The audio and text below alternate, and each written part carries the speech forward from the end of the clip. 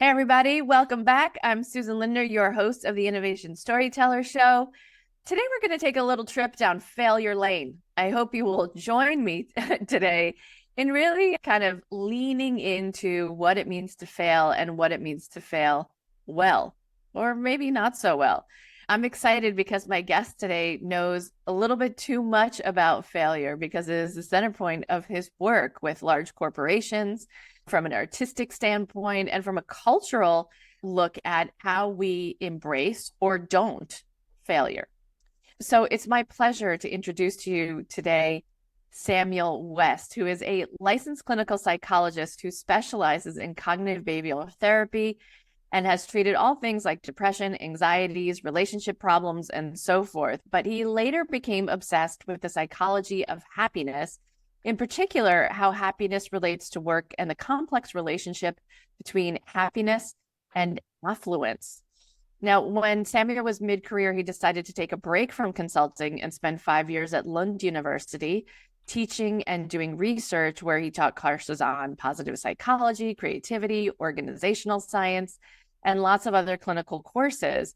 But in his PhD, organizational psychology work focused on how workplace playfulness boosts innovation.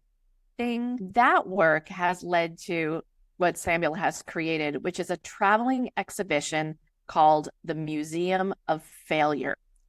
And the Museum of Failure, I had the first opportunity to experience in Los Angeles around 2017, maybe 2018. Samuel, you'll have to correct me. And in it were all of the major failures, especially of the tech community, that were on display. Well, not just tech. I certainly remember clear cola, Pepsi's clear cola that went nowhere, right? As opposed to the brown one that we know and drink every day. Or there was the Zune, right? Microsoft's doomed competitor to the iPod, and so many others in between. I think you even had a special exhibit at the time of then President Trump's entrepreneurial failures, everything from steaks to waters to universities to you name it, which was fascinating to see that kind of play out in real time, regardless of your political affiliation. So, Samuel, thank you so much for joining me today. This is going to be a really fun show. Thanks. I'm looking forward to this chat. Yeah. So, we know you're a therapist, right? So you've probably sat in rooms and listened to people talk about their failures for a really long time as they perceive them, right? Their relationship failures or workplace failures, et cetera. Tell us about what was the catalyst from going from being a psychologist to being a failure expert. The connection, it would be easy to assume that the connection was because of the therapeutic work. But I think, as a psychologist, nobody goes to meet a therapist saying, hey, I want to tell you how great my day was and how happy I am. That's not really the situation. Right. So focus is on what's wrong, what you're doing wrong, what other people are doing wrong, and then how to fix that. So not, I think I took that with me into the organizational psych work. I'm looking at sort of the dark side, the hidden sides of things, the uncomfortable sides. And when I did my PhD on organizational creativity and innovation, it became quite apparent that innovation needs failure. You need to take risks. You need to experiment, which leads explore and experiment, which leads to failure most of the time. And people were just there's not a lot of discussion about it. Now, this was about 10 years ago. I couldn't find a lot of literature or a lot of discussions about it at the time. And I thought it's a missed opportunity to not give failure the respect it deserves and the attention it deserves within the context of innovation and progress in general. Right. It's the same way that people go to business school, not with the intention of failing when they get to business, right? It's the same way we don't go to therapy with the expectation of being happy, right? Necessarily. We hope to get that on the other end. Exactly. But there's a very low pain tolerance for failure in large organizations. Totally. People talk a good game about this, right? So what are some of the what we like to call innovation theater around failure? What do you see people kind of talking about failure but not really living it? Yeah, I've thought about thought about doing my little bullet list of failure washing. Like, Ooh, that's a good word. yeah, but I don't want to offend my clients. So I don't, so like a lot of failure washing is, I mean, failure definitely is, maybe somebody wrote an article the other day, is called, Have We Reached Peak Failure? Like, is failure the coolest now it'll ever be, or are we going to see more discussions of failure? And in some ways, I can see that with the clients I work with, that there's even the larger organizations, they want to be cool, and embracing failure does show that you're willing to take meaningful risks. But then that's not always, sometimes it's just sort of, oh, now we've had a single talk about failure. Now we can move on to the serious stuff. So sometimes the failure, it is just lip service. It's failure washing. So when you think about it, how do you define failure? I'm not smart enough to make up my own definitions. So I just I think it's Amy Edmondson's definition that failure is a deviance from desired or expected results. So, and that's applicable whether your goal is to make money or to help people or whatever you want with your initiative or your efforts. If the result isn't what you expected or what you wanted, then that's a failure. So not hitting those target objectives is the most basic. Definitely. Yeah. And so as you think we sometimes get carried away that failure is always tied to money or some kind of sort of monetary financial parameters. That's not true. It's failure can be in any aspect, social, as a parent, as in any aspect of life. So it's when whatever you think, whatever your efforts are, when they don't lead to what you thought they would lead to. Yeah. And so let's just talk about this a little bit as we understand it in the corporate life cycle, right? So yeah. For my listeners who are predominantly people who have a mandate to innovate, we know that failure goes hand in hand with innovation because we have to test things. We have to find the things that don't work. We have to improve either incrementally or in much bigger steps what the product or the services that we're working on. So by nature, innovation and science for that matter, requires a level of failure in order to get to truth, in order to get to value in the commercial sense. How do we think about incorporating failure as part of the process where it feels less agonizing? How do you think about that? Yeah, it's an excellent question. The more I've worked at this, as the years go by, I'm more and more inclined to say, let's call the process more experimentation. I love to saying it's not failure if you call it an experiment. I kind of like that. It takes away that sort of failure is definite and it's game over, you screwed up, and saying, hey, we're experimenting with the future, with new technology, new ideas, and it is experimentation. It's failure once you've taken it too far and say, this is going to work. Let's invest X number of millions into this project. And we think we've got everything figured out. And that would be failure. But if you're early stage, I think it's more productive to talk about experimentation and exploration rather than failure per se. Because it's okay. If you design a good experiment, it doesn't matter if it costs resources. If you've done an experiment, done it right, it doesn't damage the organization or it's not a catastrophe, then you can't really consider it could be a failure, but it's still in the context of we did this to find out what doesn't work. Or does that make sense? Yeah, by the same token though, if there's any boss, right, going, well, how long does experimentation last, right? At some point, the experiment is over and the rubber has to hit the road. Absolutely. And so I think it's a challenge for a lot of leaders to say, how long do I allow failure to persist in the experiment before I call it quits? Yeah. Yeah, that's a good, I don't know. I wish I had an answer to that. But at some point you do have to say, okay, now we have enough information, we have enough experience to say, let's launch this project, product, service. Right. And then the market has to sort of decide, or the users decide if it's a failure or not. Yeah. Well, I mean, even in prototyping stages, right? We're still thinking about saying, okay, Yeah. this may be, we've let this go on for long enough, this experiment. It's time to put the kibosh on this. But on the other hand, you ask the question, when does experimentation end? And I'm like, I kind of get the feeling like, does it have to end? Because when I look back at the items in the Museum of Failure, we have over 200 now. And the Wow. stories behind those failures, there's big failures, there's small, there's silly ones, there's everything in between. And it seems like it doesn't really, like, your experimentation should continue. It should continue indefinitely, because once, the smart people decide that, oh, this product is ready to launch, and the leadership decides that now we got to push forward.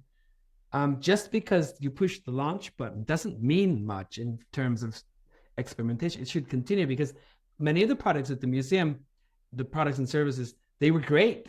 I mean, the innovation teams, the design teams, everybody had done a great job, but then the marketing screwed up, or the communication got screwed up. So, I mean, I think the experimentation should continue, and even established brands can see that in a climate where change is constant and it increases every day, they still need to keep experimenting, even when they have established brands. So I think the answer is never stop experimenting, ever.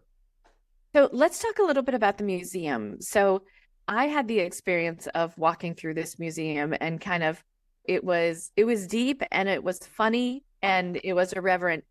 Tell my audience a little bit about how you conceptualize the museum and why the museum exists and what people experience, those three. It was irreverent because I didn't get any funding from any of the companies. So Who were responsible for the failure. Exactly. So the museum is a collection of items that have. So let me back up here. The original idea for the museum was a nerdy exhibition for innovation nerds. I never intended this to go big in any way.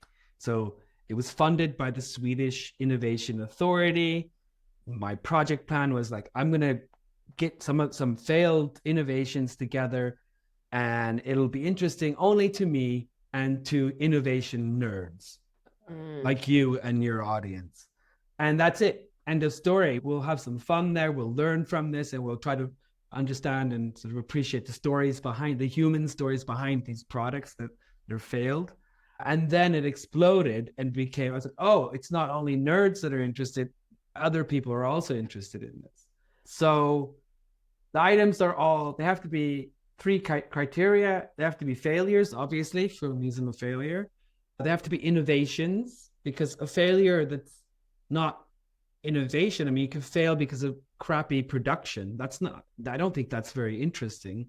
It's just you failed to manufacture what you're supposed to make, or poor delivery. That's also not interesting. I think it's interesting when individuals and companies take risks and push things forward. So it has to be an innovation. I've been lenient there. You mentioned Trump. There's not much innovation there, but he compensates by being there's more failure. But he's about quantity, is that what you're saying? He makes up for lack of innovation by the amount of failure. And then failure, innovation, and the third criteria is that I have to find it interesting, but that criteria doesn't really matter much because I'm interested in just about everything. So those are the three criteria to make it into the museum. And the texts are kept short because I found out in the first iteration that people are lazy, even smart people are lazy. So people don't really like to read the texts. So I had more in-depth sort of stories and research and information. And it's too much text to read, and people got bored with it. And the current length of text is basically a paragraph or two, short paragraphs about each object, and what was the innovation, why did it fail, and then if there's some humorous comment to it or something, we can add that. So when you think about the 200 plus pieces in the exhibit, which are the ones that stand out most to you, Samuel, when you think about a visitor walking through? What are the monumental? Oh, I hate this question. It's the worst question of all. I'm not just saying this because you work with storytelling, but I really like the items that have a good sort of a narrative, a good story to them. So they're not We always. all do, hence the show, Samuel. Yeah. But sometimes it's like it's not the shiniest object or the most expensive or the most it's the ones that have a story behind it. There's one, it doesn't get much attention, but for example, there's the Amstead emailer. It looks like an old fax machine. And Lord Alan Sugar, who is one of the greatest businessmen entrepreneurs of the United Kingdom, it's his company, and he thought, okay, now people are starting to use computers for email and internet and stuff. So he designed and developed this. It looks like a fax machine with a little screen on it, and the idea was, it's a fairly good looking device. Like there's nothing wrong. And the idea was you could buy it cheap. You didn't need a computer. You would just buy this emailer and you could check your email and write email on it. The problem is that like it couldn't do anything else. And it charged you per email or per minute. So that you didn't pay a monthly charge, but you got charged per email. I might be making this up, but it was a use charge there. And it just didn't make sense because at the same time, people were buying computers and connecting with internet where you pay a monthly fee, right? So the whole business model didn't work. But because he was such a visionary, is such a visionary and success, people didn't question his judgment. And the emailer was on the market for 11 years. And wow. It destroyed the company. Wow. Probably one of the most successful electronics companies in the United Kingdom, and not questioning authority and leadership, not listening to customers, B, employees, etc., destroyed the company. It took 11 years. I'm not doing this story justice in how I tell it, but it's a fascinating story of how we're taught to say, oh, look up to the visionary, look at the leader, they're so smart, and look at Elon Musk, everything he does is so smart. No, that's not the case anymore. But these big men with these grand ideas who can do no wrong, and they're supposed to be mavericks that sort of don't listen to no's and just push through everything. That's not true. There's more examples of leaders who don't listen to the market, don't listen to their engineers or their marketing people, and things go to hell. But those stories aren't as sexy as the bold leader who doesn't listen to critics. Right. We do a lot on this show about dispelling the myth of the singular innovator who brings something to market. And whether it's Walter Isaacson in his book on innovators, the theme is always, it takes a team. Yeah. Doing this on your own is not a recipe for success. No, it's a recipe for disaster. That's Welcome to the Museum of Failure. Yeah. Right, because you are not the market, right? No. You as the innovator are not the market. What stuck out for me as well is the doubling down on things also that don't work. To your point about staying with this and watching it bankrupt the company for 11 years is the desire to make it work even in the face of every market signal telling you that this doesn't work. And to the point earlier about the Zune, that Steve Jobs had created what many would consider at the time the most perfect device, right? It had a click wheel. It was white. It wasn't black, right? We had earbuds that we could actually share with the person sitting next to us as opposed to the over-the-head headphones, right? It was so many tiny little things taken into account, and even some of them a true reflection of Steve's own DNA. He hated buttons.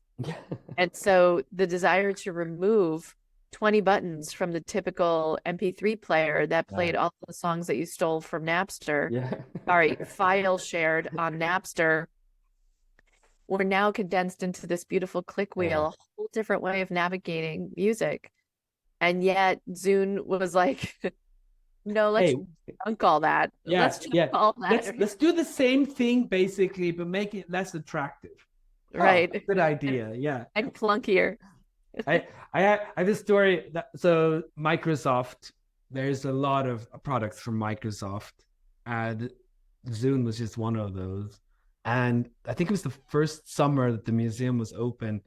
I had a customer or visitor who was in there for a long time, a couple from the United States. So I could hear that they were American. And then once they were done, my staff came in and said, hey, somebody wants to meet you. They seem like they're important. So I go out and I say hello. And they say, oh, thank you so much. This is a great museum. And then he says, with a pretty serious look, he says, I'm head of product at Microsoft. I'm like, oh, scheisse. And then, because we had like three. All my German list. Yeah. I think we had three Microsoft failures. Like Microsoft was well represented at the time. And then I'm like, okay, now it comes. Now I'm going to hear it. And then he gives me his business card and he says, you know what? You only have three. We have many more at Microsoft. So give me a call once I get home from Europe. I love it. I mean, doubling down. Yeah, it was a nice sort of validation that no, yeah, even the huge Microsoft can appreciate being in the Museum of Failure. So what do you expect that people take away from an experience of coming through the exhibit? Especially corporate, viewers of this event, because you can even do smaller, like trimmed down versions where you can failure to your headquarters lobby, right? And see this exactly. Conference or a summit. Yeah. I mean, the main objective with the Museum of Failure is to destigmatize failure and to help people understand. For your listeners, this is a no-brainer, but to help people understand that there will be no innovation or progress there. It's impossible without taking risks. So everything we take for granted, technology-wise, idea-wise, and in any aspect of our lives, it is a result of thousands and thousands of failed iterations. And we have to appreciate this. And to continue to stigmatize failure when at the same time we glorify progress, innovation, success, it's wrong. I'm not saying, hey, embrace failure, everybody go screw up and that doesn't matter. That's not the message. The message is to create something new, whether it's art, whether it's ideas, whether it's technology, medication, anything. You have to take these risks and you have to experiment. And a lot of those efforts are going to be in vain. They're going to end up as failures. That's the main message. The other message is, this is more towards the corporate clients or customers, is that we have to improve our willingness and ability, like how we talk about failure, and that we actually are willing to discuss our own failures and within the company, within the organization. There's a big hesitation and reluctance to talk about failure. And it's impossible to learn from failure unless you're willing to have a conversation about it. If you can't say, hey, my team fucked up, this is what I learned from it. If you can't say that, it's going to be impossible to learn anything. Yeah. I was thinking about some of the corporate mantras that have been used to get people to talk more about their vulnerabilities and leaders being more vulnerable about their failures. I remember that in the startup community here in New York City and in Silicon Valley, there was an event we used to go to called Fucked Up Nights. Or Fucked Up Fridays. Yeah. And it was talking about all the ways that we screwed up.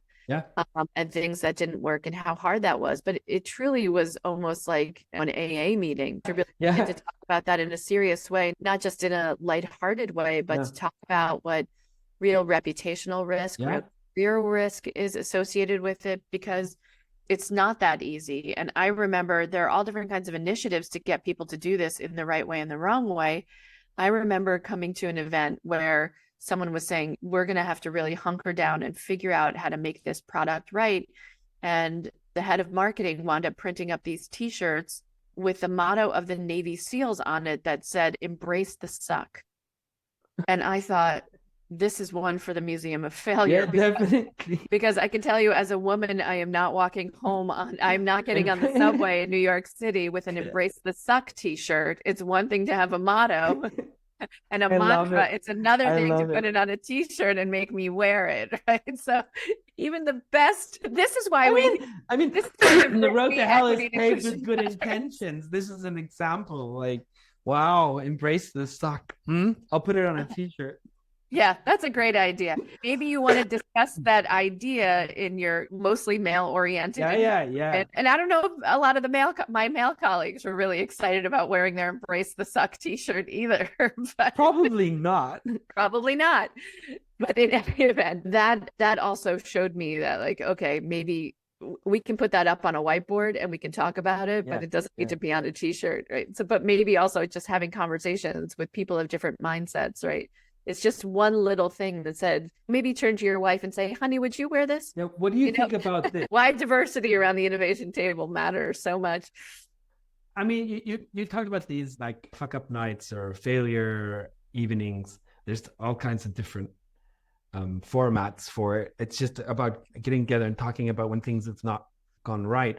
I like that. I often suggest that with my clients if they want to organize some kind of event like that. But it has to be someone senior. I mean, if senior leadership is not willing to participate, it's a waste of time. Like if the idea is to sort of promote psychological safety and to promote a greater acceptance of failure, then you need to have at least one or two higher ups to participate. Otherwise, it's sending a strong signal that this is good for you guys, but not for us. Right. And let's not kid ourselves. The risk of failure becomes much higher as you climb the corporate ladder. Definitely. So what are things that you've seen, Samuel, that actually help to create an innovation culture that is, I don't want to say failure friendly, because it's not like we want to invite failure, or maybe we do want to invite failure to be a regular visitor to our boardrooms. But what can people do? Lots of leaders listening to this program, what can they do to make it more acceptable to fail, or at least to learn from the Yeah, I think the main thing is to be willing to have the discussion and keep talking about it, because this is a cultural thing, and it's not just in your company, in your organization, it's universal. We don't like to talk about our own failures, and we don't like to be seen as someone who spent a lot of money or time on something and didn't work out. That's not a positive experience. So we can't just do a one-off thing. You can't just invite the Museum of Failure to your event and like, hey, cool, this is cool. And then in April, we're going to have the theme courage, or like you have to sort of, you have to repeat the message many times that we do truly accept that when we push things forward, when we truly innovate, that we are going to experience failure. And this is an important aspect. And we as an organization accept that. And this has to be on repeat, not for 1 month during the innovation week. It has to be consistently. And the most successful cases that I've worked with has been when this is a mid-sized company, though, where the CEO started in his, I think it was monthly sort of mass emails, newsletters. He would always add, he didn't call it, what did I fuck up on this month? But it was basically, this is what I did. I was attempting to reach this. I did this, and it cost the company this much money. And this is what we learned. And by modeling that behavior, being willing to talk about it himself and taking personal responsibility, that did affect. It took a while, but it did start affecting the rest of the organization. Yeah, it's not a fantastically sort of massive initiative, but it's a small thing of signaling that this is what we feel here within this organization. I think the other piece is number one, we are going to make mistakes as an organization, and people who take the risk and make the mistake but learn from it are valued, and that learning is noted and shared within the organization. Yeah, that's really important. Step two is that the real career consequences for failure don't always show up as firing. No, exactly. So there can be very real consequences to failure. Yes. Then the last is what does it signal as the risks become far greater as you move up the ladder in an organization?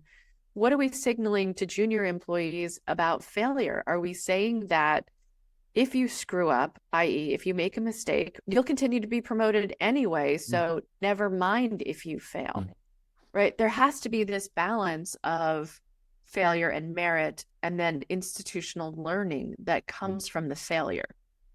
Exactly. Am I right about that? Yeah, absolutely. I have a horrible example. A large multinational I worked with, they'd gone so far in their so their ambition was to change the culture and to increase their sort of innovation capacity by one of the ways was to get people to take more meaningful risks.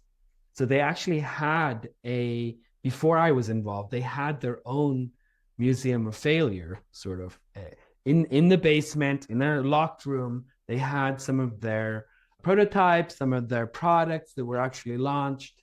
It was their own sort of museum of failure. And when I heard about this, I was like, wow, you guys are way ahead of everybody else. The problem was that the door was locked and nobody was allowed in. And so for me, that's like, wait a second, you're doing everything right, but you still get it wrong. And there is no learning going on. If you lock the failures in a room and no one gets to see them or talk about them, there's no learning, and B, you're reinforcing the notion that failure is wrong and will be punished. You'll be locked in a dark room. This is an archetype in so many stories, right? It's the door under the staircase that nobody's allowed to go down, right? And it's basically this psychological vat of where we keep all of our shame and guilt and everything else. And that shame and guilt lives institutionally in the totally we work for too. So if we don't put them into the light, right, and we just know that the failure lives under the staircase, right, with the locked door, don't go there. And our fear is that then we cannot embrace the risk, then we cannot go forward and do the next right thing because no one's willing to talk about what lives under the stairs. No, absolutely. Yeah.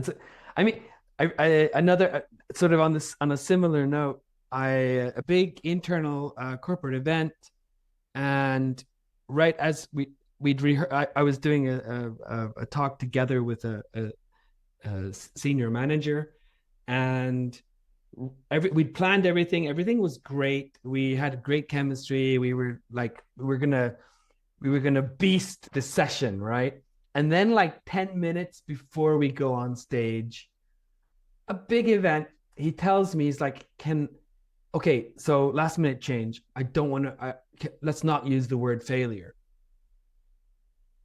And I was like, oh my God, are you kidding me? Like do you know what I do for a living? Have you seen my business card? Did you see the exhibit in your lobby? But it's real. I mean, it's easy to trivialize it now, but I mean, at the moment it was real. Like, this is a dangerous word. We did manage to sort of use that fear in our talk, and it turned out very well because there's vulnerability there. There's like, okay, it's a real fear. So we did actually manage to use that in a productive way. But for me, it's something that I see far too often. Can we call it? Can you give a talk called Overcoming Challenges in Innovation? I'm like, no, I don't know. You can get somebody else to do that. It's not interesting. So I think it's also a huge denial, right? It is like, if you're not willing to say the word failure and say, sometimes I fail, if you're not willing to say it, or sometimes my company fails, I don't know how we're going to have any kind of productive discussion about failure or learning from failure if you can't even say the word. Yeah. So Samuel, maybe finish off our conversation today thinking about, what are the 3 things that you wish every innovation leader would know, or at least would talk about when it comes to failure with their teams? What do you wish for them? This might sound really basic, but I find myself repeating these points all the time. One is to really get people to understand the difference between good and bad failure. So your listeners, they get it. That's not the problem. But communicating that to others, I think that's a major issue. So bad failure due to sloppiness or incompetence, not reading the manual. The door blowing off an airplane. Exactly. That's bad failure. We don't want that failure. So that failure should be stigmatized. It should be punished. It should be continue to be penalized within the organization. Yes, do more of that. But we have to understand the good failure, the kind we've been talking about, the kind that the Museum of Failure focuses on.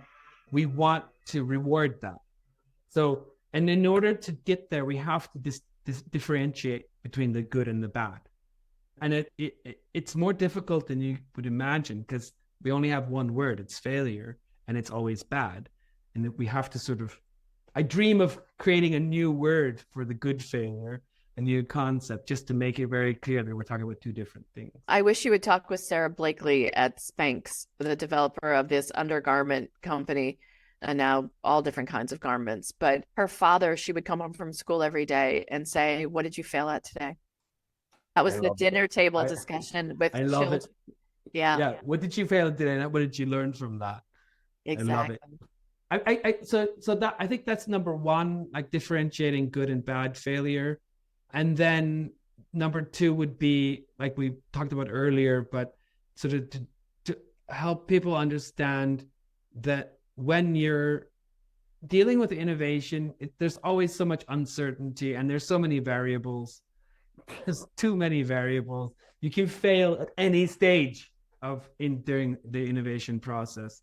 And even when you get everything right, it can still fail because of things way out of your control. But to understand that exploration and experimentation are key, and those activities are very prone to failure. So like you can't innovate without those activities, and you can't have those activities without failing. So like it's not like failure is like, oh, let's try to mitigate it, let's try to reduce it. No, it's not about that. We need it there for innovation to happen. So part of it is really getting really clear about where the potential weak points are, right, in the system, and prepare for those. Just say, we know that our marketing message may or may not be well received, right? Or we haven't put enough time into the story around this breakthrough idea before we know the product is solid. But if we don't figure out the narrative, that's a potential break point for us. Totally.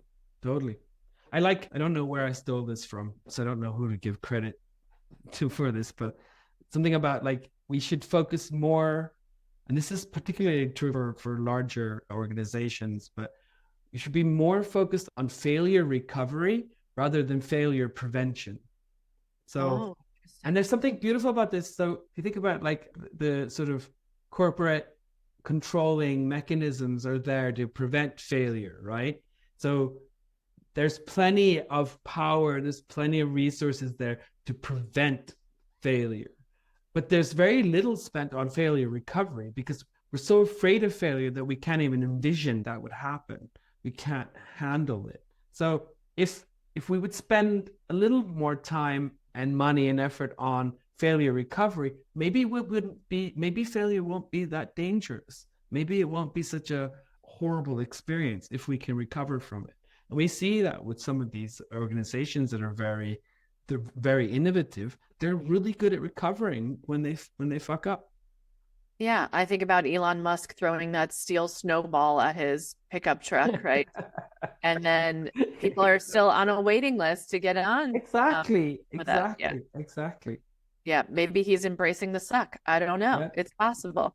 Well, he definitely sucks. So, well, so the last thing that I want to get to, of course, is always the storytelling side of the equation.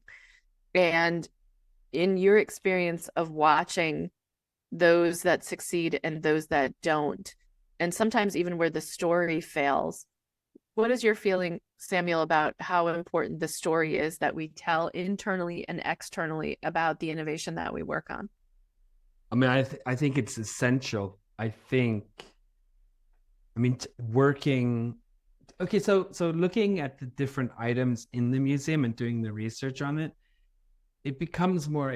I think it has become very clear to me that if you don't have a story like within the company, within the organization of why we're doing this, why we're spending all this money and all these resources, it's very difficult to get people on board to take those to make the effort and the blood, sweat, and tears necessary to get things done. But that the storytelling doesn't end there. It has to sort of continue.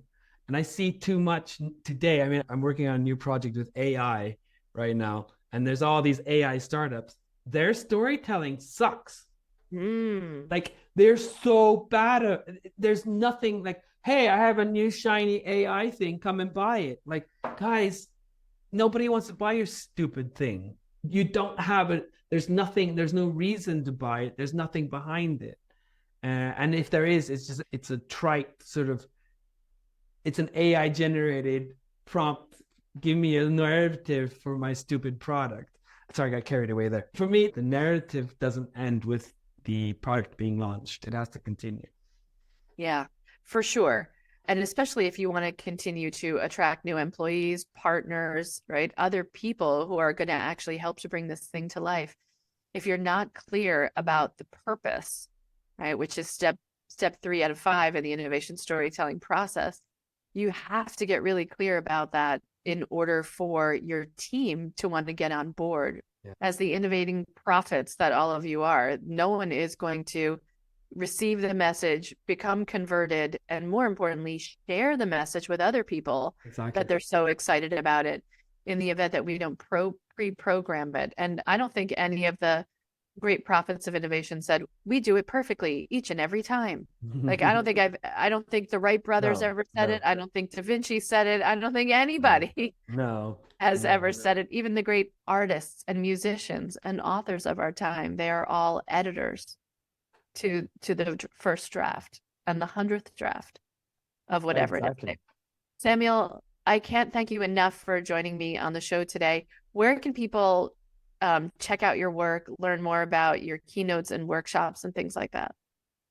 Probably the best way is just going to the website museumoffailure.com, have a look around. Most of the items, because it's a touring exhibition, it's not accessible to everybody or anyone right now because it's waiting for its new home. But until then, it's most of the collection is online. And I add new stuff anytime I get an extra hour or so to spare, I add some more items to the website. And then there's information there about the pop-up museum, which is for bigger events, and then keynotes and talks about failure, both acceptance, learning from it. I'm a big fan of psychological safety. And as I hope I've made myself clear, I love experimentation. I think it's not limited to science. We can use it in any aspect of the innovation process, and most companies use it far too little. Yeah, I do it every night at dinner, so there's that. Never know what's going to come out of that oven. And one other thing is you're also looking to solicit some ideas around the Museum of Failure gift shop. So my listeners, if any of you are submitting suggestions to Samuel about your favorite failures, what should be in the gift shop? What would you like to receive from your manager in the event that you were going to embark on a greater embracing of failure in the organization in order to learn more, do more, innovate more? What would you want to receive? What would you love to see? By all means, put it in the comment section on the podcast page, or feel free to shoot me or Samuel an email with your suggestions. We would love to hear them. So anything and everything, the crazier, the better, please. We love it. So much for joining me today. Thank you very much. Good chat.